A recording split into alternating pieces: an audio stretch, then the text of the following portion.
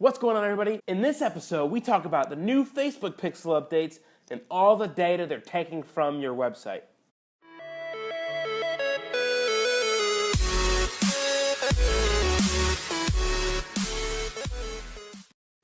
What's going on, everybody? Welcome to Turbo TV, your favorite internet show for everything marketing and growth related. I'm your host, Dominic Malzone, founder and CEO of useturbo.com, and today is another episode of Facebook Ad Friday. We're going to go over the new Facebook pixel updates, what you need to know, and a handy little Chrome extension tool that you can use to inspect your Facebook pixel and all the events and all the data they're tracking. All right, so let's get into it. So the pixel, for those few people that don't know what it is, it's a little snippet of code that you plant on your website that tells Facebook about the people that are visiting your site and allows you to retarget them and all that good stuff. If you don't know about it, go take a look on the channel or search it on Google. But they just made a change as of May 20th, 2017, and this new pixel update is going to allow them to capture more contextual data about your website, basic information, actions that your website visitors have taken, and create more relevant ad experiences for everybody. And it's interesting because they're sending quite a bit of data. I was actually surprised that they talked about it about a month ago, but they just rolled it out. And you can actually see all the data that they're sending now through this Chrome extension tool called the Facebook Pixel Helper. If you haven't downloaded it already, I suggest you do. It's only for the Google Chrome browser. You can get it at bit.ly/fb-pixel-tool. And when you go, you'll just download it. I actually wrote a guide on how to do it. That link goes to a guide and download link. But let's dive into my computer and see all these changes they made. And let's see what data Facebook is sending over to the servers and creating for us. So let's switch over to my screen really quick and let's go to our site. And you'll notice this is the browser tool that we just installed, or the one that I just linked you to, and we'll open it right now and you can see two things. Page view, which is just a normal page view that we load from the snippet of code that you planted. And then there's microdata, and this is one of the new features or the new functionalities of the Pixel.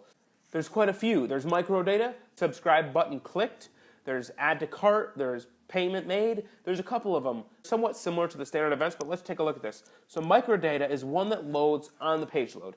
And this is similar to what it sounds like. It's just data about the page, the OG tags, the schema, things like that about the page, the architecture, the content on the page. So Facebook knows what you're sending people to. If you're sending people, if you have like a misleading ad driving to this page, they'll know that now and they'll drive the relevance down. So you want to make sure everything's relevant and represents what you're advertising. But let's check it out. So the custom parameter sent, you can see the schema.org is empty, but the open graph isn't. Let's check it out. So I click show and it opens up this JavaScript object of all these different items. And that's just developer talk. You don't even need to worry about that. But you can see that these OG tags, the open graph tags, are the elements on your HTML page that you put in the head of the page that says certain things about your website, like the language, the type, the title, the description. You can see these are all going to be things that Facebook looks at now that they're even telling you by making the pixel updates. So you're going to want to make sure that these are relevant and these are properly displaying your website. There's plenty of guides on how to set up your OG tags. These also are the things that Facebook looks for when you share a link in Messenger or share a link on a post. This is where the Facebook website goes to crawls and grabs that content so you can see a little display and a little image. Those are all OG tags that it's crawling and extracting for link preview. It's pretty common in Messenger, WhatsApp, all those great apps. That's what they do. The website goes, crawls the site for these OG tags, and then displays it back on their website. So just that's a little fun fact. But you want to make sure these things are relevant and they're displayed and they somewhat match your ads to make sure your relevance score is high. But this is a great little tool. Again, go to that link that I just shared that's on the screen again, and you can see all the events. And I'll show you one more example. So when I click this Learn More button, this is not an event. I haven't set anything up. Watch what happens when I click this button. I click Learn More, and boom, a third event fires. And you can see it's subscribe button clicked. I don't have any events set up on this page right here. And you can see it shows form features, it shows button text, which is Learn More, and it shows the button features. And you can see these are the HTML elements of this button. And so now they're tracking everything. And just a side word of note, I'm a developer, so I understand a lot of these things.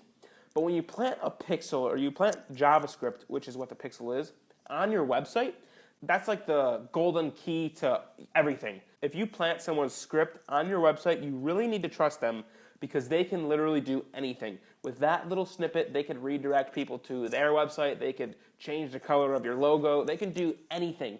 The power of JavaScript is endless. Companies obviously aren't going to do this if they're a trusted little brand, But that's just a side note that they can do whatever they want. So they can make these changes to the pixel without having to ask you to change new code. So if you planted your pixel within the last year, you aren't going to have to do anything. But they can start making these improvements without our permission, which is interesting and somewhat scary, but Facebook will never do anything malicious. But that's just a side note. So you want to make sure you're trusting people that you plant the JavaScript on their site. And these are some interesting changes. Who knows what Facebook plans to do? Obviously, they're going to continue improving.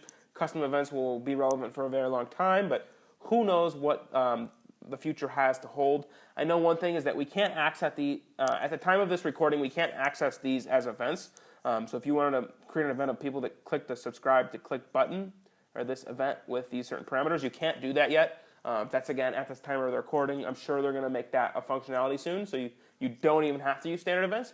But that's probably a few weeks or months away from now. Who knows? But I'm excited to find out. I hope this video was helpful. This was a little bit something more practical. Again, you install this Chrome extension, and you can see all these new updates along with how your other events and your other standard and custom events are firing. So make sure you check that link out.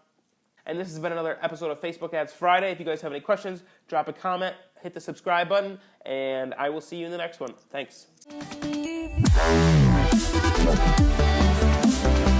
Wow.